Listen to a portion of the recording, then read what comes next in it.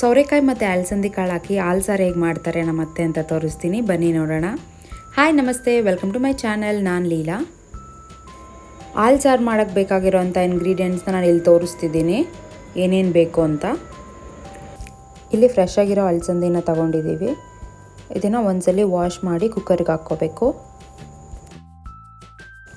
ಕುಕ್ಕರಿಗೆ 2 ಗ್ಲಾಸಷ್ಟು ನೀರು ಹಾಕ್ಕೊಂಡು ಒಂದು ಆಲೂಗಡ್ಡೆನ ಇಲ್ಲಿ ಹಾಕ್ಕೋತಿದ್ದಾರೆ. ಇಷ್ಟನ್ನು ಹಾಕ್ಕೊಂಡು ಕುಕ್ಕರ್ ಲಿಡ್ ಕ್ಲೋಸ್ ಮಾಡಿ 1 ವಿಷಲ್ ಕೂಗಿಸ್ಕೋಬೇಕು.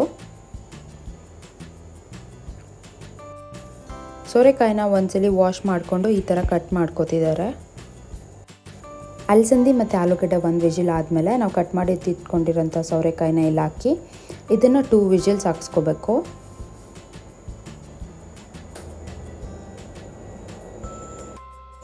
ಒಂದು ಟೇಬಲ್ ಸ್ಪೂನಷ್ಟು ಅಕ್ಕಿನ ಡ್ರೈ ರೋಸ್ಟ್ ಮಾಡ್ಕೋಬೇಕು.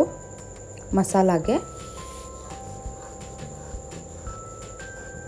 ಸ್ವಲ್ಪ ಗಸಗಸೆ, ಸ್ವಲ್ಪ ಕಡಲೆಬೀಜ, ರೋಸ್ಟ್ ಮಾಡಿಟ್ಟಿದ್ದಂಥ ಅಕ್ಕಿ, ಸ್ವಲ್ಪ ಮೆಣಸು, ಒಣಗಿರೋಂಥ ಮೆಣಸಿನ್ಕಾಯಿ, ಬೆಳ್ಳುಳ್ಳಿ, ಕೊಬ್ಬರಿ, ಇದನ್ನು ಪೇಸ್ಟ್ ಮಾಡ್ಕೋಬೇಕು. ನೀರು ನೋಡ್ಕೊಂಡು ಹಾಕ್ಕೊಳ್ಳಿ. 2 ವಿಷಲ್ ಆಗಿದೆ ಕುಕ್ಕರ್ದು. ಇದು ಬೆಂದಿದೆಯಾ ಅಂತ ನೋಡೋಣ.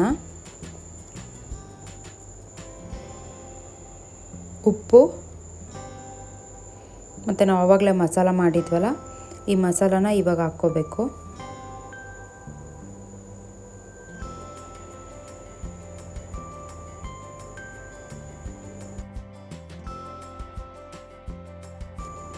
ಮಸಾಲ ಎಲ್ಲ ಕುದಿಯೋವಾಗ 1 ಗ್ಲಾಸಷ್ಟು ಹಾಲನ್ನ ಹಾಕ್ಕೋತಿದ್ದಾರೆ.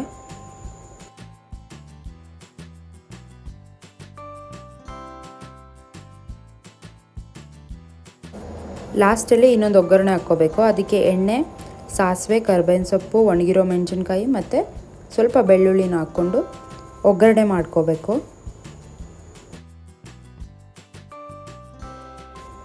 ಈ ಒಗ್ಗರಣೆನ ಸಾಂಬಾರಿಗೆ ಹಾಕ್ಕೊಂಡ್ರೆ ಸಾಂಬಾರು ರೆಡಿಯಾಗಿದೆ. ಇದನ್ನು ಬಿಸಿ ಬಿಸಿ ಅನ್ನದ ಜೊತೆ ತಿನ್ನೋಕ್ಕೆ ತುಂಬ ಚೆನ್ನಾಗಿರುತ್ತೆ.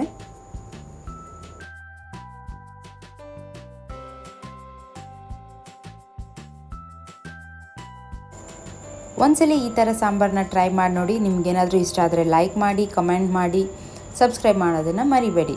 Thank you for watching.